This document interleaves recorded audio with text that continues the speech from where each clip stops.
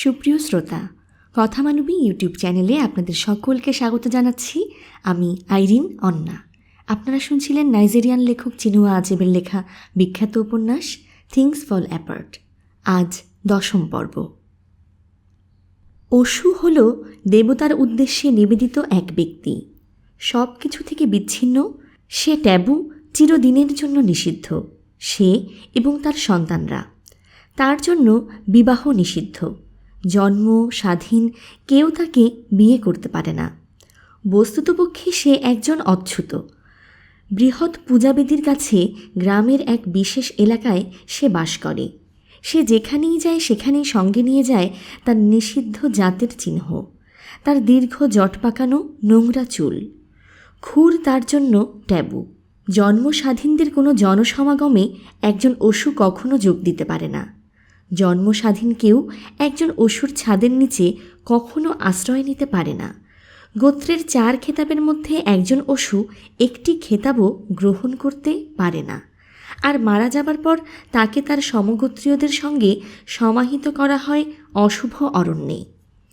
এই রকম একটি লোক কিভাবে যীশু খ্রিস্টের অনুগামী হতে পারে? মিস্টার কিয়াগা বললেন, তোমার আমার চাইতে তার খ্রিস্টের দরকার বেশি। ধর্মান্তরিত লোকটি এবার বলল, তাহলে আমি আবার গোত্রে ফিরে যাব। এবং তাই যায় সে। এই সময় মিস্টার কিয়াগা তার অবস্থানে অটল হয়ে দাঁড়িয়েছিলেন এবং ওই দৃঢ়তাই গির্জাটিকে রক্ষা করে। দোদুলচিত্ত নবদীক্ষিতরা তার অবিচলিত বিশ্বাস থেকে প্রেরণা এবং আস্থা লাভ করে। মিস্টার কিয়াগা জাতিচ্যুত দুজনকে তাদের দীর্ঘ জট পাকানো চুল কামিয়ে ফেলতে বললেন। প্রথমে তারা ভয় পায়, এর ফলে তারা হয়তো মরে যাবে। মিস্টার কিয়াগা বললেন, তোমরা চুল কামিয়ে না ফেললে আমি তোমাদের আমার গির্জায় গ্রহণ করব না। তোমাদের ভয় হচ্ছে যে তাহলে তোমরা মরে যাবে? কেন তা হবে? যারা তাদের মাথার চুল কামিয়ে ফেলে, তোমরা তাদের চাইতে কোন দিক থেকে আলাদা? একই ঈশ্বর তোমাদের এবং তাদের সৃষ্টি করেছেন, অথচ তারা তোমাদেরকে কুষ্ঠ রোগীর মতো ছুঁড়ে ফেলে দিয়েছে। যে ঈশ্বর প্রতিশ্রুতি দিয়েছেন যে যারা তার পূত নামের উপর বিশ্বাস স্থাপন করবে তাদের তিনি অনন্ত জীবন দান করবেন, তোমাদের এই ধরনের কাজ ঈশ্বর বিরোধী। পৌত্তলিকরা বলে যে তোমরা যদি এটা করো কিংবা ওটা করো তাহলে তোমাদের মৃত্যু হবে। ওদের কথা শুনে তোমরা ভয় পাও। ওরা তো বলেছিল যে এই জমিতে আমার গির্জা বানালে আমার মৃত্যু হবে। আমি কি মরে গেছি? ওরা বলেছিল যে যমজ বাচ্চাদের যত্ন নিলে আমি মারা পড়ব, কিন্তু আমি এখনও বেঁচে আছি। পৌত্তলিকরা যা বলে সবই মিথ্যা কথা, একমাত্র ঈশ্বরের বাণী সত্য। জাতিচ্যুত দুজন তাদের মাথার চুল কামিয়ে ফেলে এবং অল্পকালের মধ্যে ওই দুজনের একজন নতুন ধর্মের সবচাইতে শক্তিশালী অনুগামী হয়ে ওঠে। তার চাইতেও বড় কথা, এমবান্তার প্রায় সব উঁচু ওই 2 ব্যক্তির পদাঙ্ক অনুসরণ করে।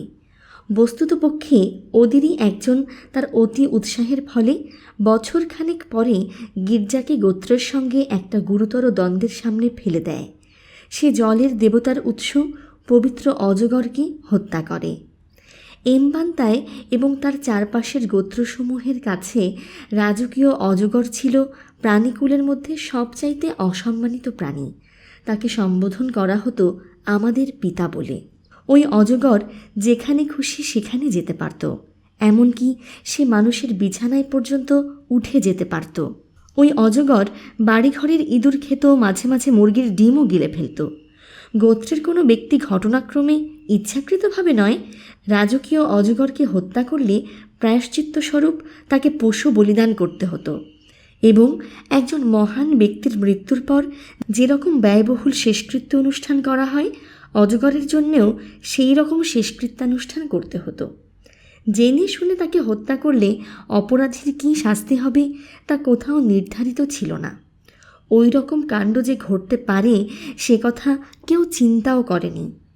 ব্যাপারটা হয়তো সত্যি সত্যিই ঘটেনি, গোত্র প্রথমে এটাকে সেইভাবে দেখে। কেউ নিজের চোখে লোকটিকে অজগরকে হত্যা করতে দেখেনি। কাহিনীটার উদ্ভব হয়েছে খ্রিস্ট ধর্মাবলম্বীদের মধ্য থেকে। তবু এমবান্তার শাসককুল এবং প্রবীণ ব্যক্তিরা তাদের করণীয় নির্ধারণের জন্য একটি সভায় মিলিত হয়।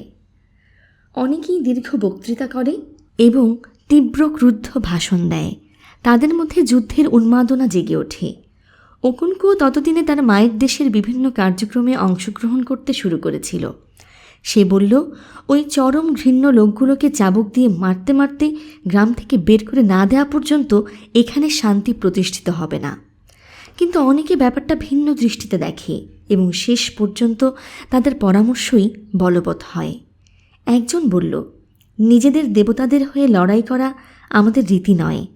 এখন তা করার ধৃষ্টতা প্রদর্শনের প্রয়োজন নাই। কেউ যদি তার নিজের কুটিরে সবার চোখের আড়ালে পবিত্র অজগরকে হত্যা করে, তাহলে সেটা তার আর তার দেবতার ব্যাপার। আমরা সে হত্যাকাণ্ড দেখিনি। আমরা যদি দেবতা আর তার বলির মধ্যে নিজেদের স্থাপন করি, তাহলে অপরাধীর জন্য নির্ধারিত সাজা হয়তো আমাদের উপরই এসে পড়বে। একটা মানুষ যখন দেবতাদের নিন্দা করে, তখন আমরা কি করি? আমরা কি ছুটে গিয়ে তার মুখে হাত চাপা দিই? না, আমরা আমাদের নিজেদের কানে আঙুল দিই, যেন কিছু শুনতে না হয়। সেটাই প্রাজ্ঞ পদক্ষেপ। ওকুনকুও বলল, এরকম কাপুরুষের মতো যুক্তি দেখিও না। একটা লোক যদি আমার ঘরে এসে আমার মেঝের উপর মলমূত্র ত্যাগ করে, তখন আমি কি করব? আমি কি আমার চোখ বন্ধ করে রাখব? না, আমি লাঠি তুলে নিয়ে তার মাথা ভেঙে দেব। ওই লোকগুলো নিত্যদিন আমাদের মাথার উপর নোংরা ঢালছে, আর ওকে কে বলছে যে আমরা কিছুই না দেখার ভান করব। তার মুখ দিয়ে একটা তীব্র অবজ্ঞার ধ্বনি নির্গত হয়। সে মনে মনে ভাবে, এটা একটা মেয়েদের গোত্র। তার পিতৃভূমি উমুফিয়ায় এরকম কাণ্ড কখনোই ঘটত না। আরেকজন বলল, ওকুনকুও ঠিক কথাই বলেছে। আমাদের একটা কিছু করা দরকার। আমরা ওদের একঘরে করি, তাহলে আর ওদের ঘৃণ্য কার্যাবলীর জন্য আমরা দায়ী হব না। সভায় উপস্থিত সকলেই কিছু না কিছু বলে। অবশেষে খ্রিস্টানদের একঘরে করার সিদ্ধান্ত গৃহীত হল। রাগে ও ঘৃণায় ওকুনকুও দাঁত কিড়মিড় করে। সে রাতে ঘণ্টাবাদক এমবান্তার সর্বত্র ঘুরে ঘুরে ঘোষণা করল যে এখন থেকে নতুন ধর্মগ্রহণকারীদের সবাইকে গোত্রের জীবন এবং সুবিধাদি থেকে বহিষ্কৃত করা হলো।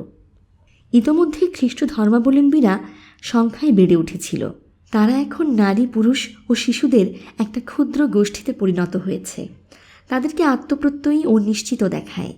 শ্বেতাঙ্গ ধর্মপ্রচারক মিস্টার ব্রাউন তাদের সঙ্গে নিয়মিত দেখা সাক্ষাৎ করেন।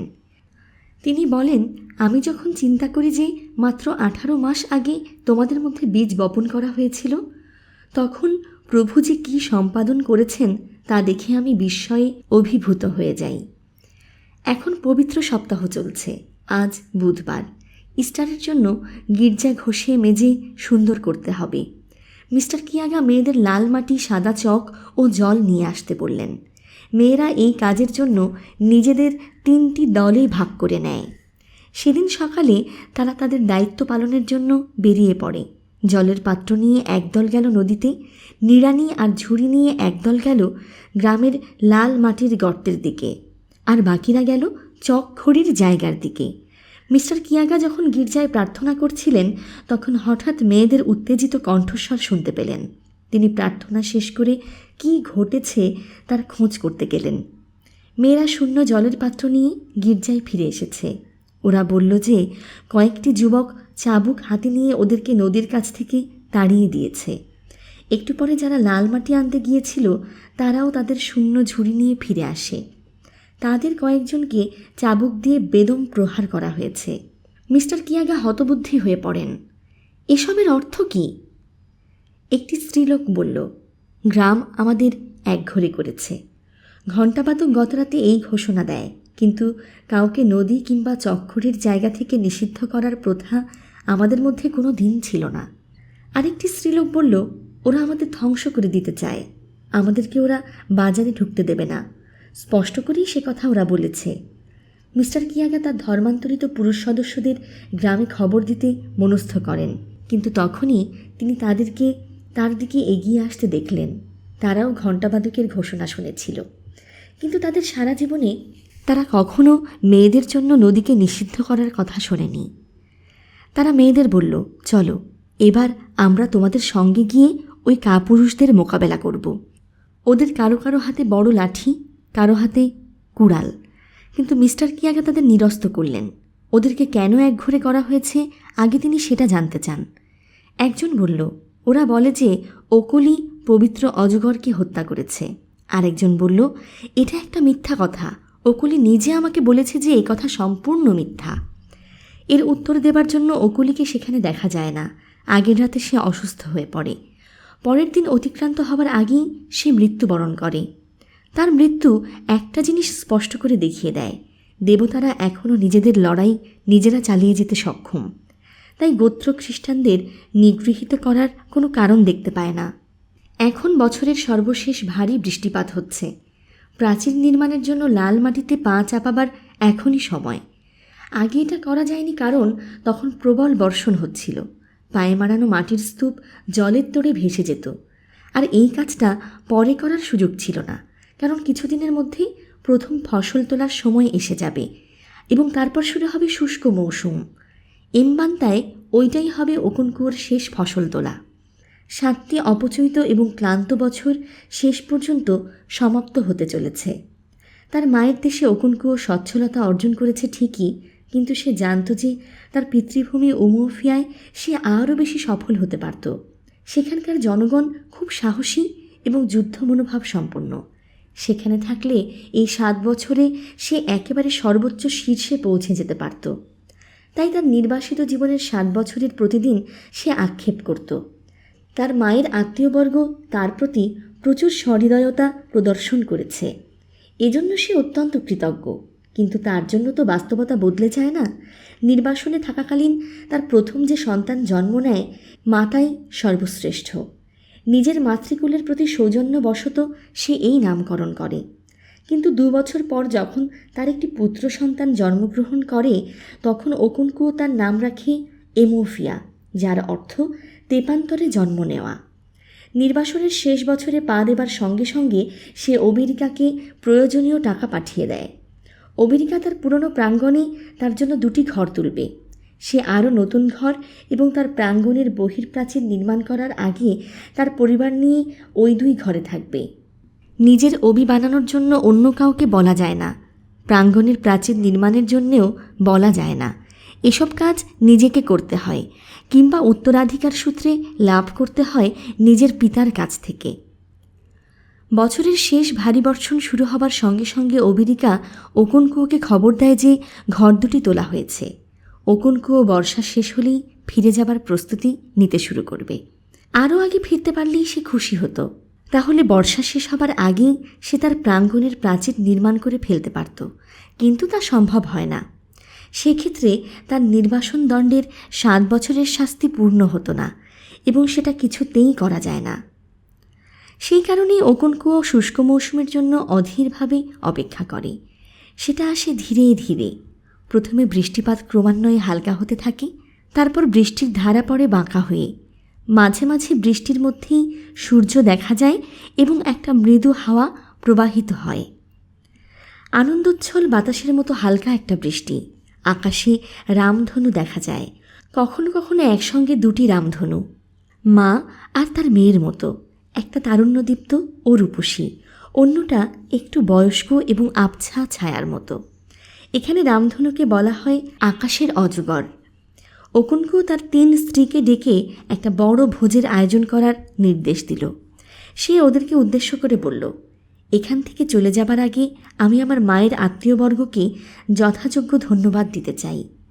ইকুয়েফির সঞ্চয়ে তখনও গত বছরের চাষ করা কিছু কাসাভা উদ্বৃত্ত ছিল। অন্য স্ত্রীদের কাছে কিছুই ছিল না। তারা যে অলস ছিল তা নয়, তাদেরকে তাদের অনেক কটি ছেলেমেয়ের খাওয়াবার ব্যবস্থা করতে হতো। তাই সবাই ধরে নেয় যে আসন্ন ভোজ উৎসবে ইকুয়েফি কাসাভার যোগান দেবে। নরওয়ের মা এবং উজিওগো অন্যান্য জিনিসপত্রের ব্যবস্থা করবে, যেমন ভাজা মাছ, স্যুপের জন্য তালের তেল ও মরিচ ইত্যাদি। মাংস আর ইয়ামের দিকটা দেখবে ওকনকুয়ো নিজে। পরদিন খুব সকালে ঘুম থেকে ওঠে ইকুয়েফি। সে তার মেয়ে ইজিনমা এবং ওজিউগুর মেয়ে ওবিয়াগেলিকে নিয়ে কাসাভায় কন্দ তোলার জন্য খেতে চলে যায়। তাদের প্রত্যেকের হাতে দেখা যায় লম্বা বেতের ঝুড়ি। কাসাভার কোমল কাণ্ড কাটার জন্য ছোট কুঠার আর মাটির ভেতর থেকে কন্দ খুঁড়ে বের করার জন্য ছোট নিড়ানি। সৌভাগ্যক্রমে রাতে হালকা বৃষ্টি হয়, সেজন্য জমি খুব একটা শক্ত ছিল না। ইকওয়েফি বলল, আমরা খুব অল্প সময়ের মধ্যেই যত চাই তত কাসাভা কন্দ তুলতে পারব। ইজিনমা বলল, কিন্তু পাতা ভেজা থাকবে। ইজিনমা তার শাখার উপর সুন্দরভাবে ভারসাম্য বজায় রেখে তার ঝুড়িটি ধরে আছে। তার দুহাত তার বুকের উপর ভাঁজ করে বাঁধা। তার শীত শীত করে। আমার পিঠে টিপটিপ করে ঠান্ডা জল পড়ছে। খারাপ লাগছে আমার। রোদ উঠে পাতাগুলো শুকানো পর্যন্ত আমাদের অপেক্ষা করা উচিত ছিল। জল অপছন্দ করে বলে অবিয়াগলি তাকে লবণ বলে ডাকত। ওকে লক্ষ্য করে অবিয়াগলি বলল, তোমার কি ভয় হচ্ছে যে তুমি গলে যাবে? ইকওয়েফির কথাই যথার্থ প্রতিপন্ন হয়। কাসাভা সংগ্রহের কাজ সহজেই সম্পন্ন হলো। ইজিনমা নিচু হয়ে কাসাভার কাণ্ড কেটে মাটি খুঁড়ে কন্দ বের করবার আগে প্রতিবারই তার হাতের লম্বা লাঠি দিয়ে প্রতিটি গাছ খুব ভালোভাবে ঝাঁকিয়ে নেয়। কোনো কোনো ক্ষেত্রে মাটি খুঁড়বার দরকার হয় না, তারা গোড়া ধরে টান দেয়, শেকড় ভেঙে যায়, মাটিসহ গোড়া উঠে আসে, আর ওরা কন্দগুলো টেনে বের করে আনে। উপযুক্ত পরিমাণে কাসাভা কন্দ সংগৃহীত হবার পর ওরা 2 দফায় সেগুলো নদীর পাড়ে নিয়ে যায়। সেখানে নিজের নিজের কাসাভা গাজিয়ে তোলার জন্য প্রত্যেক মহিলার নিজস্ব অগভীর জলাধার আছে। অবিয়াগলি বলল, 4 দিনের মধ্যে তৈরি হয়ে যাবে, 3 দিনের মধ্যেও হতে পারে। কন্দগুলো খুব কচি আছে। ইকওয়েফি বলল, সবগুলো খুব কচি নয়। আমি প্রায় 2 বছর আগে এই ক্ষেতে এগুলো বপন করেছি। জমিটা মোটেই ভালো নয়, তাই কন্দ এত ছোট হয়েছে। ওকনকুও কোনো কাজ কখনো আধা আধি করত না। যখন ইকওয়েফি আপত্তি জানিয়ে বলল যে ভোজ উৎসবের জন্য 2টি খাসিই যথেষ্ট, তখন সে তাকে বলল যে এটা তার ব্যাপার নয়। আমি এই খাওয়া দাওয়ার আয়োজন করছি কারণ এটা করার সামর্থ্য আমার আছে। নদী তীরে বাস করে আমি থুতু দিয়ে হাত ধুতে পারবো না। আমার মাতৃকুলের লোকেরা আমাকে খুব আদর যত্ন করেছে, তাদেরকে অবশ্যই আমার কৃতজ্ঞতা দেখাতে হবে। অতএব 3টি খাসি জবাই করা হলো এবং সেই সঙ্গে অনেকগুলো মোরগ মুরগি। ঘটনাটা একটা বিয়ের উৎসবের ভোজের মতো হয়ে ওঠে। ফু ফু আর ইয়ামের ঝোল পরিবেশিত হয়। সেই সঙ্গে এগুলো আর তেতো পাতার স্যুপ আর পাত্রের পর পাত্র তালির সুরা। সব উসুন্না তথা পুরুষ আত্মীয়বর্গকে ভোজ অনুষ্ঠানে আমন্ত্রণ জানানো হয়। যারা প্রায় 200 বছর আগে বেঁচে ছিলেন, ওকুলোর সেই সব বংশধরদেরও আমন্ত্রণ করা হয়। বিশাল পরিবারটির সবচাইতে বয়স্ক সদস্য ছিলেন ওকনকুর মাতুল উচেন্দু। কোলা বাদামটি ভাঙবার জন্য তার হাতে দেওয়া হয়। তিনি পূর্বপুরুষদের কাছে প্রার্থনা করলেন। তিনি প্রার্থনা জানালেন স্বাস্থ্য ও সন্তান সন্ততির জন্য। আমরা বিত্তের জন্য প্রার্থনা করছি না, কারণ যার স্বাস্থ্য ও সন্তান সন্ততি আছে, বিত্তও সে লাভ করবে। আমরা আরও টাকা পয়সা নয়, বরং আরও আত্মীয় স্বজনের জন্য প্রার্থনা জানাই। আমরা পশুকুলের চাইতে ভালো, কারণ আমাদের আত্মীয় পরিজন আছে। একটা পশু তার ব্যথা করা পাঁজর গাছের গায়ে ঘষে। একজন মানুষ তার আত্মীয়কে বলে জায়গাটা চুলকে দিতে। উচেন্দু বিশেষভাবে প্রার্থনা করে ওকনকুও এবং তার পরিবারের জন্য। সে কোলা বাদামটা ভেঙে পূর্বপুরুষদের জন্য একটা লতি মাটিতে ছুঁড়ে ফেলল। কোলা বাদামগুলোর ভাঙা অংশ ঘুরে ঘুরে এক হাত থেকে অন্য হাতে যায়, আর সেই সময় ওকনকুর স্ত্রীরা আর সন্তানরা আর যারা রান্নায় তাদের সাহায্য করতে এসেছিল, তারা সবাই মিলে খাবারগুলো নিয়ে আসতে শুরু করে। তার ছেলেরা তাড়ির ভাণ্ডগুলো নিয়ে আসে। খাবার আর সুরার প্রাচুর্য দেখে অনেক আত্মীয় বিস্মিত হয়ে শীষ দিয়ে ওঠে। সমস্ত খাবার সাজিয়ে দেওয়া হলে ওকনকুও কিছু বলার জন্য উঠে দাঁড়ালো। সে বলল, আমি আপনাদের এই সামান্য কোলা গ্রহণ করার জন্য অনুরোধ করছি। গত 7 বছর ধরে আপনারা আমার জন্য যা করেছেন তার মূল্য পরিশোধ করার জন্য আমি এটা করছি না। শিশু তার মাতৃদুগ্ধের মূল্য পরিশোধ করতে পারে না। আমি আপনাদেরকে এখানে একত্র হবার জন্য আমন্ত্রণ করেছি, কারণ আত্মীয় স্বজনদের একত্র হওয়া একটা উত্তম জিনিস। প্রথমে সবাইকে পরিবেশন করা হয় ইয়ামের ঝোল, কারণ তা ছিল ফুফুর চাইতে হালকা, আর সবসময়ই সকলের আগে আসে ইয়াম। ইয়ামের পর পরিবেশিত হলো ফুফু। আত্মীয়বর্গের মধ্যে কয়েকজন সেটা খেলো এগুসি স্যুপের সঙ্গে মিশিয়ে, আর কয়েকজন খেলো তেতো পাতার স্যুপের সঙ্গে মিশিয়ে। তারপর সবাইকে ভাগ ভাগ করে মাংস পরিবেশন করা হয়, যেন অমুন্নাদের প্রত্যেকেই তার অংশ পায়। বয়সের ক্রম অনুসরণ করে প্রত্যেকেই উঠে এসে নিজ নিজ অংশগ্রহণ করে। যে অল্প কয়েকজন আত্মীয় আসতে পারেনি তাদেরকেও তাদের অংশ পাঠিয়ে দেওয়ার ব্যবস্থা করা হয়।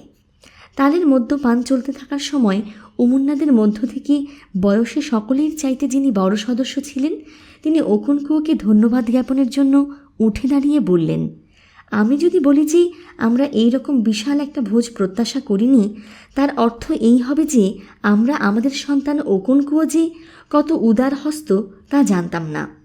তাকে আমরা সবাই চিনি। আমরা একটা বিশাল ভোজের প্রত্যাশা করেছিলাম, তা সত্ত্বেও এখানে এসে যা দেখা গেল তা আমাদের প্রত্যাশাকে ছাড়িয়ে গেছে। ধন্যবাদ তোমাকে, যা তুমি দিয়েছ তা যেন 10 গুণ হয়ে তোমার কাছে ফিরে আসে। বর্তমান সময়ে যখন তরুণ প্রজন্ম নিজেদেরকে তাদের পিতার চাইতে বেশি জ্ঞানী বলে মনে করে, তখন একজন মানুষকে পুরনো দিনের মহিমান্বিত প্রথায় কিছু করতে দেখা একটা ভালো জিনিস। একজন মানুষ তার আত্মীয় স্বজনকে ভোজ অনুষ্ঠানে আমন্ত্রণ করে তাদেরকে উপোসের হাত থেকে রক্ষা করার জন্য নয়। তাদের সবারই আপন আপন গৃহে খাবার আছে। আমরা যখন গ্রামের চন্দ্রালোকিত মাঠে জড়ো হই তখন তা চাঁদের জন্য করি না। প্রতিটি লোক তার নিজের উঠান থেকেই সেটা দেখতে পায়। আমরা একত্র হই কারণ ওই রকম একত্র হওয়া আত্মীয় স্বজনদের জন্য ভালো। তোমরা আমাকে প্রশ্ন করতে পারো কেন আমি এসব কথা বলছি কারণ তোমাদের জন্য, তরুণ প্রজন্মের জন্য আমি শঙ্কিত। যেদিকে বেশিরভাগ তরুণরা বসেছিল সেদিকে হাত নেড়ে তিনি বললেন, আমার কথা যদি বলো আমি তো আর অল্প কদিন বেঁচে থাকব। উচেন্দু আর উনাচুকৌ আর ইমেফো সম্পর্কে একই কথা প্রযোজ্য। কিন্তু তোমাদের তরুণ প্রজন্মের জন্য আমার ভয় হয়, কারণ আত্মীয় স্বজন যে কত শক্তিশালী তা তোমরা এখনও উপলব্ধি করতে পারোনি। সম্মিলিত কণ্ঠে একটা কথা বলা যে কী জিনিস তা তোমরা এখনও বোঝো না। আর তার ফলে কি হয়েছে, একটা চরম ঘৃণ্য ধর্ম এসে তোমাদের মধ্যে আস্তানা কেড়েছে।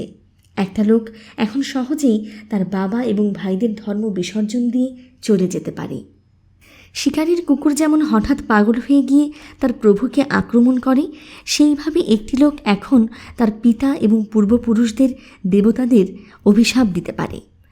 তোমাদের জন্য আমার ভয় হয়, গোত্রের জন্য আমার ভয় হয়।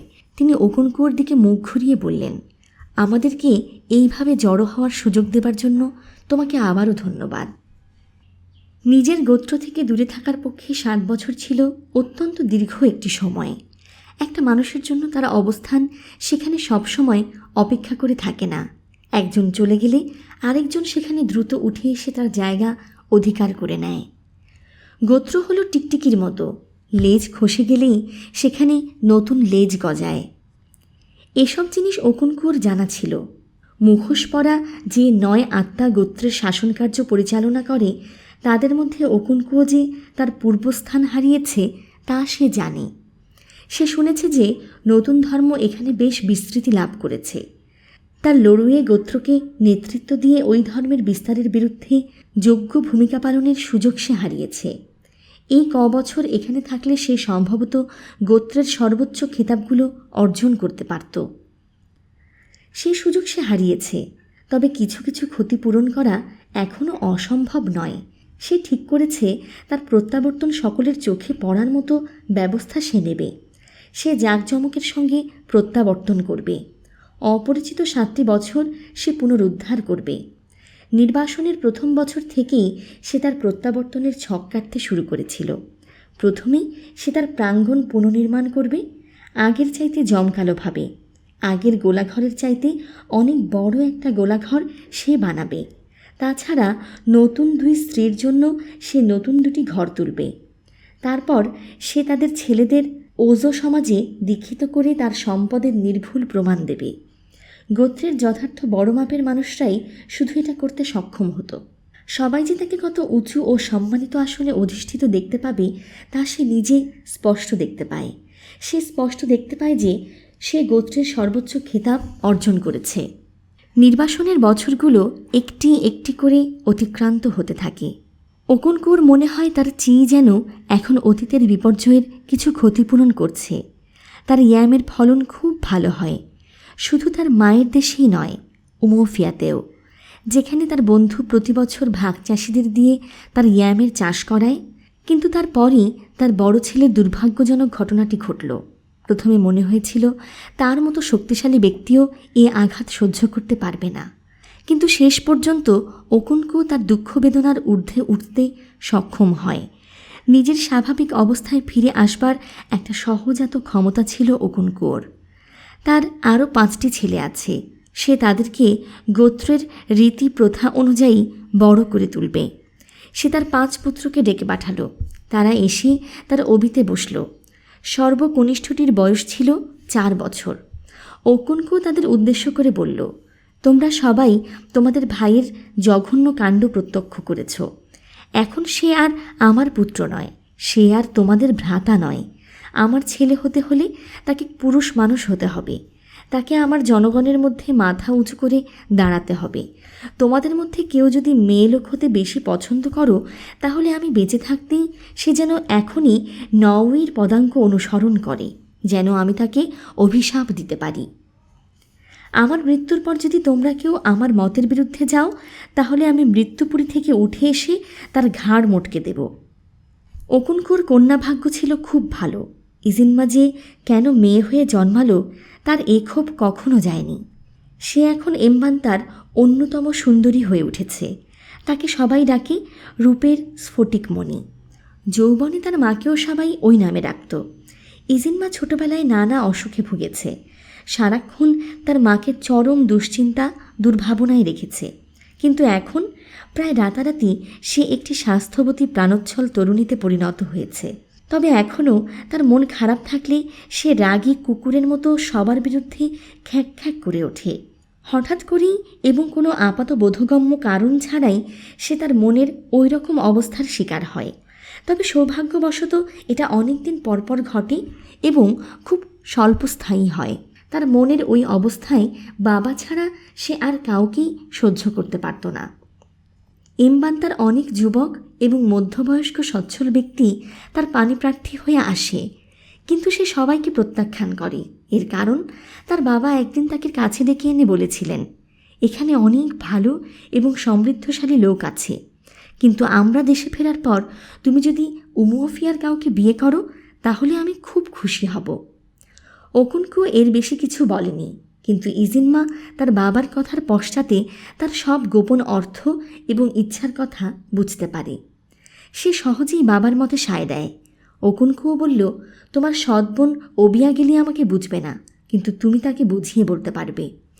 ওরা 2 বোন প্রায় এক বয়সী হলেও ওবিয়াগেলির উপর ইজিনমার বেশ ভালো প্রভাব ছিল।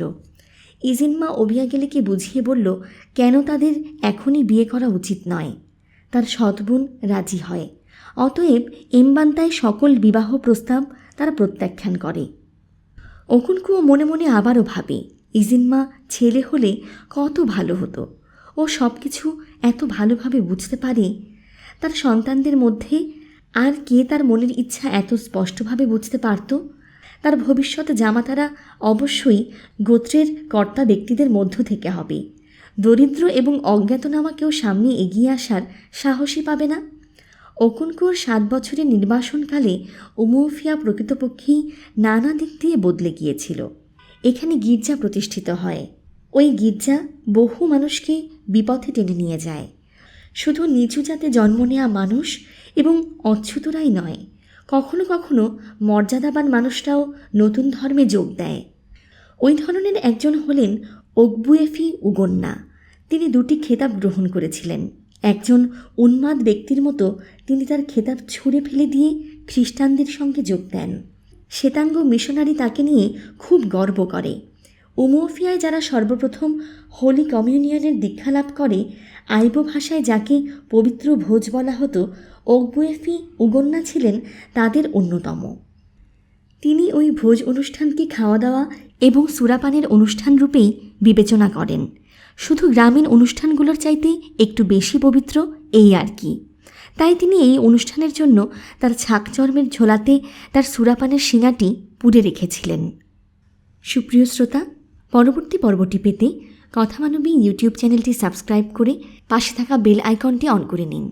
আর আমাদের কাজগুলো যদি আপনাদের ভালো লেগে থাকে তবে লাইক, কমেন্ট এবং শেয়ার করে বন্ধুদের মাঝে ছড়িয়ে দেওয়ার অনুরোধ রাখছি। সকলে খুব ভালো থাকুন, সুস্থ থাকুন, আনন্দে থাকুন, নিরাপদে থাকুন। নিজের জন্যে বাঁচুন, নিজের আপন মানুষদের জন্যে বাঁচুন। অনেক অনেক শুভকামনা জানিয়ে আজকের মতো এখানেই বিদায় নিচ্ছি।